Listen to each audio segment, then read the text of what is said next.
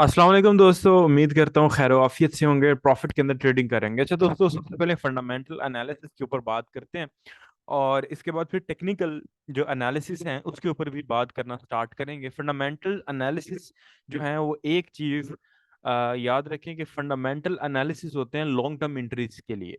ठीक है, लाइक आपने एक लॉन्ग टर्म डायरेक्शन देने के लिए मार्केट में तेजी, वोलेटिलिटी, लिक्विडिटी या एक डायरेक्शन सेट करने के लिए फंडामेंटल एनालिसिस को पढ़ा जाता है। Fundamental analysis entry point exact आपको उस तरह नहीं दे सकते। न्यूज़ जो ट्रेड भी की जाती है वो हाईली रिस्की, रिस्क पे ट्रेडिंग की जाती है और उसमें रिस्क भी होता है। बहुत सारे जो लोग हैं रिस्क लेके ट्रेड करते हैं।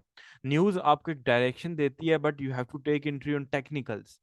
आप जब तक अपने एनालिसिस, टेक्निकल एनालिसिस ओके नहीं रखेंगे, एंट्री आपको सिर्फ न्यूज़ के ऊपर नहीं मिलेगी। न्यूज़ मार्केट के अंदर वोलेटिलिटी, तेजी, मार्केट का आइडिया, मार्केट की डायरेक्शन, तेजी किस तरफ होगी, ये चीजें देगी। एग्जैक्ट एंट्री पॉइंट मार्केट नहीं देगी। और जब आपके टेक्निकल और फंडामेंटल एनालिसिस आप उसमें टकरा रहे हो, लाइक मार्केट वहां पे बाय का दिखा रही हो, हायर लो बना रही हो, हायर हाई उसके बाद बनना हो, या ब्रेकआउट हो अपसाइड और यहाँ पे सेल की एंट्री हो या सेल का सिग्नल हो, तो उसमें फिर टकराव होगा और मैनिपुलेशन होगी। अगर वहां पे भी बाय है, न्यूज भी बाय की है, बाय करो, वहां पे सेल का कोई कोई छोटी मोटी एंट्री मिल रही है, यहाँ पे सेल है, तो वो हक में जाएगा। बट एग्जैक्ट जो एंट्री डिसाइड करेगा वो टेक्निकल एनालिसिस है। ठीक है। अब मैन्युफैक्चरिंग, सबसे पहले जो फंडामेंटल एनालिसिस की न्यूज़ है वो चाइनीज येन की है। इसको कोई भी जो है वो जापानीज येन होता है बेसिकली, इसको कोई भी ट्रेड नहीं करता। और इसकी मैन्युफैक्चरिंग पीएमआई की न्यूज़ है और मुझे नहीं लगता इस पेयर को कोई ट्रेड करते हैं, तो इसके ऊपर एक दो मिनट ज़ाया करने की ज़रूरत नहीं है। उसके अलावा कोई भी स्ट्रॉन्ग फंडामेंटल एनालिसिस किसी भी पेयर की मंडे वाले दिन नहीं है, लेकिन न्यूज़ छोटी मोटी हैं, चलती रहेगी, मार्केट मूवमेंट रहेगी। और मार्केट 2 बजे 12 1 2 दिन के जो है इसके बाद ही मूवमेंट अच्छी स्टार्ट शुरू करती है, उसके बाद पूरा हफ्ता फिर मूव अच्छा रहता है। ट्यूसडे अगस्त 1, कैश रेट का और RBA reserve bank of Australia की रेट की स्टेटमेंट है। कैश रेट, जिसको आसान अल्फाज में बोलें तो ओवरऑल, आप बिल्कुल आसान अल्फाज में बोलें तो आप इंटरेस्ट रेट भी इसको कह सकते हैं। अब इसके अंदर कैश रेट के अंदर आपको इजाफा नजर आ रहा है। ठीक है, यहाँ पे ये एक पॉइंट ये वाला भी पढ़े, मैं ये दिखा रहा था मेरे से, वो दूसरा ओपन हो गया। इसका जो अब मैं इसके ऊपर इंटरेस्ट रेट के ऊपर बहुत ज़्यादा बात कर चुका हूँ कि इंटरेस्ट रेट का इम्पैक्ट मार्केट के ऊपर क्या होता है। इंटरेस्ट रेट बढ़े या इंटरेस्ट रेट कम हो तो क्या होगा। जुलाई के अंदर इंटरेस्ट रेट 4.10 था, अभी वो मजीद अपने इंटरेस्ट रेट को बढ़ा के 4.35 कर रहे हैं। और इंटरेस्ट रेट बहुत ज़्यादा भी जब बढ़ जाता है, ये करेंसी के रेट को गिराने के लिए या कंट्रोल करने के लिए किया जाता है। लेकिन इंटरेस्ट रेट जब बहुत ज्यादा बढ़ जाता है तो तब भी उसका इम्पैक्ट या इन्वेस्टर्स का जो एतमाद है वो खत्म हो जाता है। यानी कि इंटरेस्ट रेट कम होगा तो करेंसी तो वीक होगी, लेकिन इंटरेस्ट रेट बढ़े तो ठीक है, करेंसी मजबूत होती है, लेकिन बहुत हद तक बढ़ जाए तो वीक होगी। तो इंटरेस्ट रेट बढ़ना इस सूरत में, ऑस्ट्रेलियन डॉलर की सूरत में, ये बुलिश न्यूज हो सकती है ऑस्ट्रेलियन डॉलर के लिए, लेकिन ये एग्जैक्ट न्यूज ट्रेड करने वाली करने के बजाय इसको लॉन्ग टर्म वे के अंदर या लॉन्ग टर्म डायरेक्शन या लॉन्ग टर्म बड़े टीएफ के ऊपर कोई सेटअप हो तो उसके साथ ट्रेड किया जा सकेगा। और उसके बाद आरबीआई स्टेटमेंट, ये डेफिनेटली बहुत कुछ जो डिसाइड करेगी, वो रिजर्व बैंक ऑफ ऑस्ट्रेलिया की स्टेटमेंट भी है, वो भी डिसाइड करेगी। सीएचएफ बैंक हॉलीडे है, इस पेयर के अंदर मूवमेंट स्लो होगी, ट्रेड ना कीजिएगा। उसके बाद आईएसएम मैन्युफैक्चरिंग पी है, भाई ये इंपॉर्टेंट न्यूज है, बट अबव 50 ये इंपॉर्टेंट है। इसका डाटा पिछला 46 था, अभी 46.9 आ रहा है। ओवर अगर हम अब डाटा देखें हम, तो इसी के बीच ये घूम रहा है डाटा, लाइक बहुत ज्यादा जो हाई गया था डाटा, वो एक्चुअल 46 47 46 47 यही चल रहा है। अगर 50 से अबव होता तो ये हाईली बुलिश था, लेकिन स्टिल ये एक स्लाइटली, बहुत ज्यादा तो नहीं, स्लाइटली बुलिश न्यूज है। ये वाली, ये जो डाटा है 46 से 49 का, ये स्लाइटली बुलिश है, मामूली सा।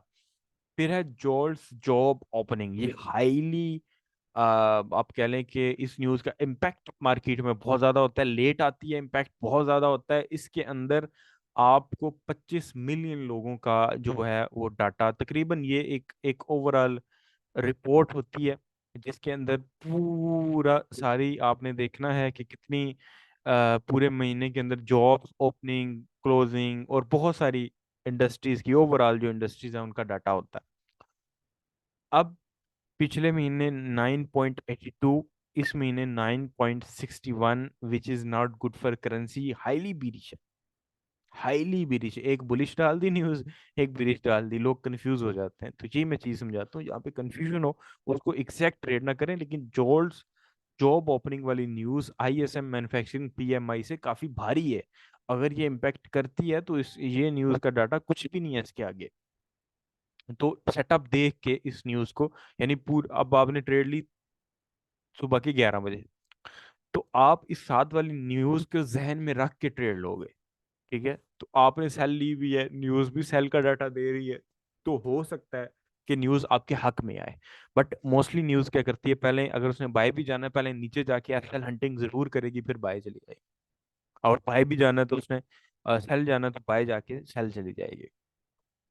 उसके बाद न्यूजीलैंड डॉलर का एम्प्लॉयमेंट चेंज क्वार्टरली रिपोर्ट है, क्वार्टर की रिपोर्ट है, ये कोई इतना बड़ा इम्पैक्ट नहीं होता। मैं हमेशा आपको बताता हूँ कि जो क्वार्टर रिपोर्ट होती है, जिस रिपोर्ट के आगे क्यू लिखा होता है, वो रिपोर्ट जो है वो इतनी ज्यादा इम्पैक्ट मार्केट में नहीं देती, क्योंकि ये क्वार्टर रिपोर्ट होती है हर महीने। ऑलरेडी हम इस एम्प्लॉयमेंट चेंज को ट्रेड कर चुके होते हैं, या ट्रेडर जो है एम्प्लॉयमेंट चेंज को ट्रेड कर चुके होते हैं।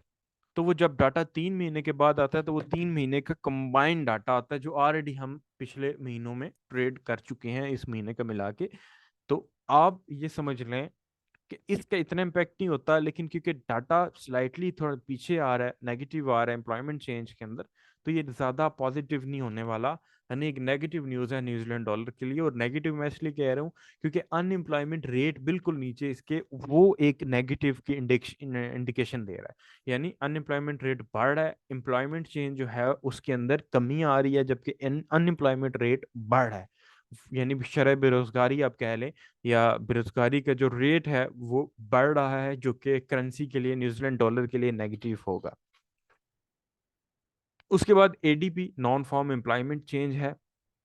अब ये भी बहुत ज्यादा हाई इम्पैक्ट न्यूज है बच्चों, शदीद वाली। अब इसके अंदर जो डाटा आ रहा है, अब मुझे नहीं मालूम कि इसका इम्पैक्ट कितना ज्यादा होगा कितना नहीं होगा, लेकिन अगर, क्योंकि ऑलरेडी ना उन्होंने डाटा बहुत बीरिश दिखाया, यानी 497 से अगर वो 300 या 350 भी दिखाते और मार्केट 300 के आती, तो फिर भी मार्केट ने मूव करना था। अब उन्होंने 195 के बताया है। अब ये है तो डाटा हाईली बीरिश है, लेकिन इसका एक और नेगेटिव इम्पैक्ट ये होगा क्योंकि ऑलरेडी डाटा उन्होंने हाईली बेरिश दिखा दिया। तो इन्वेस्टर्स की एक्सपेक्टेशंस इस न्यूज की वजह से 1, 2 या 31 से लेके 2 तारीख तक सेल की रहेंगी यूएसडी डॉलर के लिए, जिस वजह से जब न्यूज आएगी उसका वो इम्पैक्ट शायद वो ना हो जो दिखाया जा रहा है। हाँ, डेटा 350 के होता, मार्केट 195 के आती, यानी जो डेटा होता है उससे भी नीचे अगर मार्केट एनालिसिस देना है उससे नीचे चली जाए तो उसका इम्पैक्ट बहुत ज्यादा बड़ा होता है। तो है बीरिश है, लेकिन ये चीज भी मद्देनजर रखनी है आप लोगों ने, ये ना न्यूज के ऊपर बैठ जाओ। और यानी टेक्निकल्स, ये न्यूज आपको डायरेक्शन दे रही है, बीरिश है। अब ये बीरिश है तो गोल्ड जो है वो अल्लाह आपका भला करे बुलिश जाएगा, ठीक है। लेकिन अब मैंने आपको दूसरी चीज बताई है कि शायद ये उतना इम्पेक्ट करे ही ना, और गोल्ड एक हद तक बाय जाए जितना हमारा टारगेट है, उससे ज्यादा शायद ना निकल जाए। उसके बाद सीएचएफ भी एंट्री लगाता है, हफ्ते की पहली न्यूज सीएचएफ की सीपीआई की मंथली रिपोर्ट जो कि नेगेटिव रिपोर्ट है। खैर इस न्यूज इस पेयर को इतना गुड ट्रेड नहीं करते। बैंक ऑफ इंग्लैंड की मॉनेटरी पॉलिसी रिपोर्ट आएगी, MPC official bank rate votes आएंगे, मॉनेटरी पॉलिसी। उसके बाद ऑफिशियल बैंक रेट है, ऑफिशियल बैंक रेट के अंदर इंक्रीज 25% का नजर आ रहा है। लॉन्ग टर्म के अंदर ये जो है वो क्लिश है, शॉर्ट टर्म के अंदर नहीं, लॉन्ग ट्रेंड में ये जो है इंडिकेटर काफी ज्यादा हेल्पफुल रहेगा। लाइक जीबीपी इस न्यूज की वजह से स्ट्रोंग हो सकता है, और ये पॉसिबिलिटी है कि इंटरेस्ट रेट को 25 पॉइंट्स इंक्रीज किया जाए। और इंटरेस्ट रेट इनका पिछले महीने जो है वो 5 था, उससे पिछले महीने 4.50 था, 4.25 था, 4 था। बहुत ज्यादा इंक्रीज कर रहे हैं इंटरेस्ट रेट को करेंसी को कंट्रोल करने के लिए, और बहुत ज्यादा इंक्रीज भी बहुत अच्छी बात नहीं है, लेकिन स्लाइटली ये एक बुलिश न्यूज होगी। उसके बाद अनएम्प्लॉयमेंट क्लेम्स, जो कि हाईली स्ट्रॉन्ग इम्पैक्ट वाली न्यूज है, जिसके अंदर इजाफा नजर आ रहा है, लेकिन स्लाइटली थोड़ा इजाफा नजर आ रहा है, लेकिन ये डॉलर की हक में बीरिश है, लाइक पूरा हफ्ता ही बीरिश नजर आ रहा है इसमें। अगर वो वाली न्यूज भी काम कर गई ना, वो अभी जो हम पढ़े थे जॉब्स जॉब्स ओपनिंग वाली, या उसके बाद नीचे हमने पढ़ी, तो भाई धमाका हो सकता है मार्केट में। सारी बीरिश डायरेक्शन दे रही है, लेकिन एक दो न्यूज़ जो है बीच में मैनिपुलेशन जरूर करेंगी। न्यूज को बिल्कुल देख के आप लोगों ने नहीं ट्रेड करनी, न्यूज के साथ अपने टेक्निकल्स को मिलाना है। अनएम्प्लॉयमेंट क्लेम्स में डॉलर अगेन बीरिश है। आईएसएम सर्विसेज पीएमआई के अंदर डॉलर्स अगेन बीरिश है, लेकिन ये स्लाइटली बीरिश है। ये और ये है वैसे बड़े काम की अनएम्प्लॉयमेंट क्लेम्स न्यूज, ये इसका इम्पैक्ट बहुत ज्यादा होता है, लेकिन डाटा स्लाइटली बीरिश है। इसका भी डाटा स्लाइटली बीरिश है। अब उसके बाद है NFP non farm employment change की न्यूज़ है। अब नॉन फॉर्म एम्प्लॉयमेंट चेंज के अंदर कैनेडियन डॉलर का एम्प्लॉयमेंट चेंज है, जो कि नेगेटिव न्यूज़ है, जो कि अच्छा अनएम्प्लॉयमेंट रेट भी नेगेटिव है। ठीक है, ये दोनों न्यूज़ेस जो हैं वो नेगेटिव हैं, हाईली नेगेटिव है, डाटा बहुत नेगेटिव है भाई, बहुत नेगेटिव डाटा। बट वही है कि डाटा ऑलरेडी दे दिया गया है, तो इन्वेस्टर जो है या जो ट्रेडर है, रिटेल ट्रेडर है, वो ऑलरेडी इस डायरेक्शन में सोच चुका होता है। तो डाटा हमें 15 से भी नीचे चाहिए, 12 या 10 चाहिए अगर इसने एक अच्छी मूवमेंट देनी है, लेकिन ये हाईली बीरिश है। फिर है एवरेज हॉर्ली अर्निंग्स, ठीक है, डॉलर की न्यूज़। फिर नॉन फॉर्म एम्प्लॉयमेंट चेंज और एम्प्लॉयमेंट चेंज, ये मैं आगे देख रहा था, तो अभी अभी मैंने थोड़ी देर पहले देखी। अब ये न्यूज़ जो एनएफपी है, ये अभी थोड़ा सा बोर वो होने जा रही है, लेकिन आहिस्ता आहिस्ता ये ठीक हो जाएगी। एनएफपी के अंदर जो डाटा है, ये मुझे काफी बोर नजर आ रहा है, लाइक बहुत ज्यादा एक दरमियाने किस्म का डाटा, एक डायरेक्ट डायरेक्शन नहीं दे रहा जो बाकी न्यूज़ देती हैं। लेकिन मुझे यकीन है कि इस डायरेक्शन ना देने की वजह के पीछे एक बड़ी मूवमेंट भी हो सकती है एनएफपी के अंदर। एनएफपी की न्यूज़ हर महीने के पहले जुमे को 5:30 पे आती है। अब इसके अंदर एवरेज हॉर्ली अर्निंग्स के अंदर डिक्रीज है, जो कि डॉलर के लिए स्लाइटली बीरिश है, और मामूली सा बीरिश, स्लाइटली बीरिश है नॉन फॉर्म एम्प्लॉयमेंट चेंज। और अनएम्प्लॉयमेंट रेट के अंदर कोई ज़्यादा इजाफा नहीं हुआ, तो स्लाइटली बीरिश न्यूज़ है। लेकिन ये कुछ ना कुछ ऑपोजिट या कुछ ना कुछ ऐसा होगा, मुझे फील हो रहा है कि ये बिल्कुल उन्होंने ऑपोजिट डेटा देना है, क्योंकि ये जो डाटा है ये इतना बड़ा इम्पैक्ट क्रिएट नहीं कर सकता, लेकिन डाटा अगर कुछ और आता है, एक्चुअल कुछ और आती है, तो वो इम्पैक्ट जरूर क्रिएट करेगी। यानी न्यूज इम्पैक्ट जरूर क्रिएट कर सकती है। जो मौजूदा डाटा है इसके ऊपर एनालिसिस करना या ट्रेड करना, मैं इसको इस न्यूज को ट्रेड नहीं एनएफपी वाले करने वाला।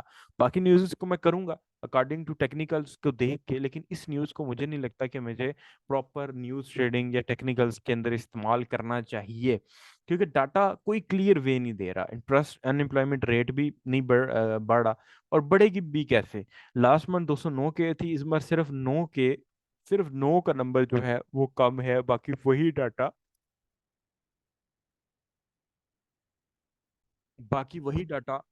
बाकी वही डाटा चिपका दिया गया।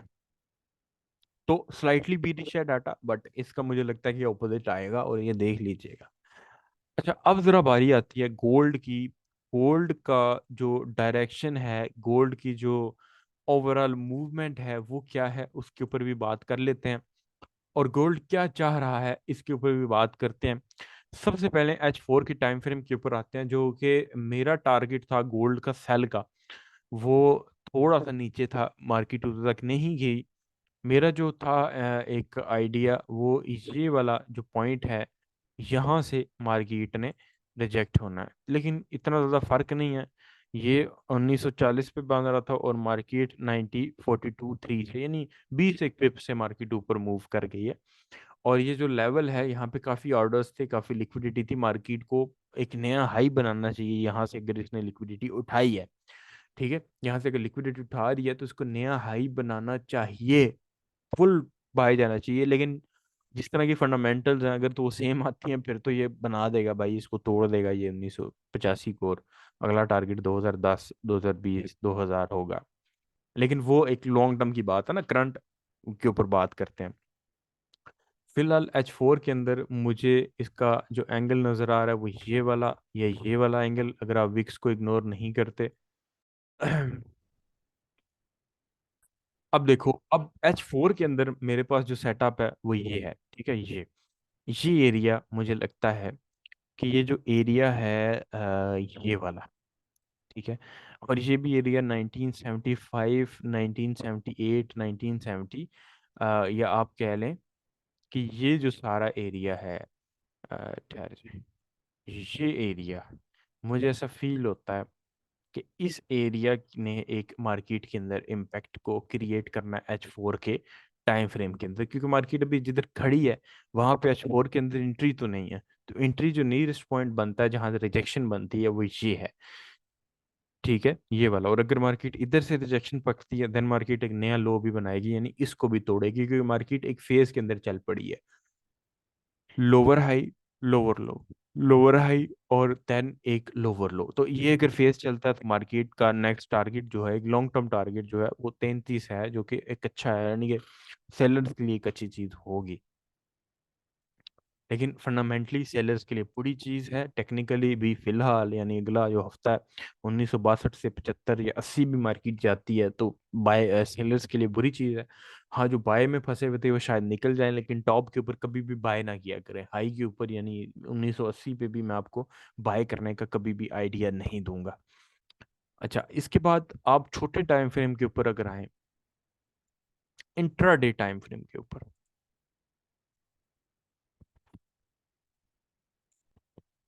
हाँ ठीक है, आप अगर M30 के ऊपर आते हैं और यहाँ से हम एक टूल सेलेक्ट हमें चाहिए। देखें, मार्केट में हम लोग मुख्तलिफ चीज़ों को देख के मुख्तलिफ एनालिसिस अपने डेफिनेटली करते हैं, लेकिन मोस्ट ऑफ द टाइम हम अपने टेक्निकल एनालिसिस को इग्नोर करके किसी दूसरे बंदों की बातों पे आ जाते हैं।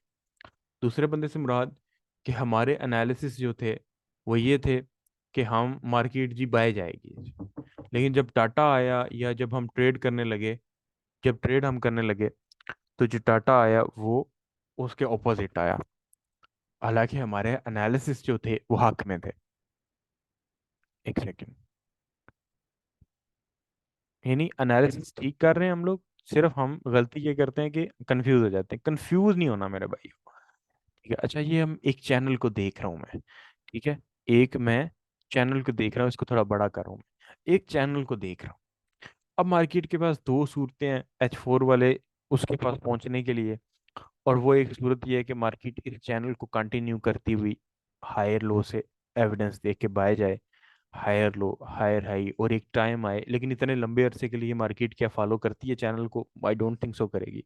यहाँ पे मार्केट ने किया है, इस जगह पे चैनल को काफ़ी फॉलो किया है, और तकरीबन मार्केट ने 1955 से 1980 82 तक फॉलो किया।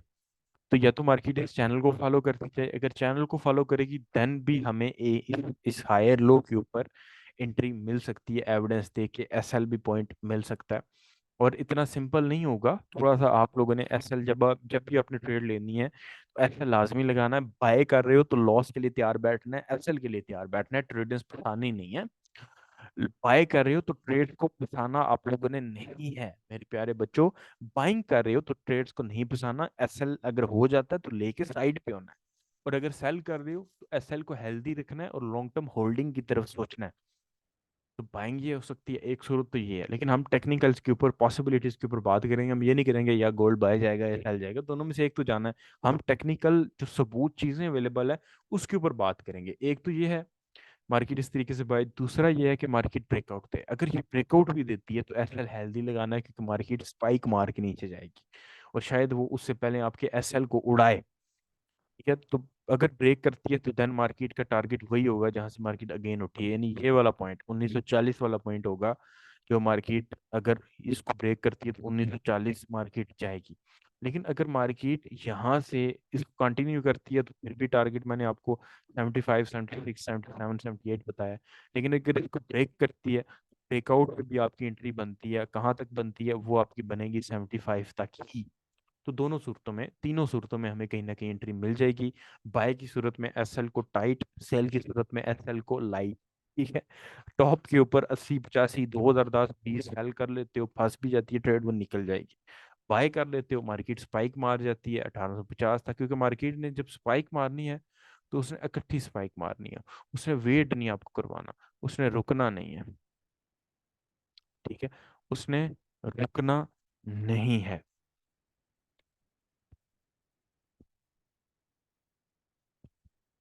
तो इसलिए आ, इसलिए इस चीज को देखना है। तो हमारे लिए तो पॉसिबिलिटीज तीनों तरफ है।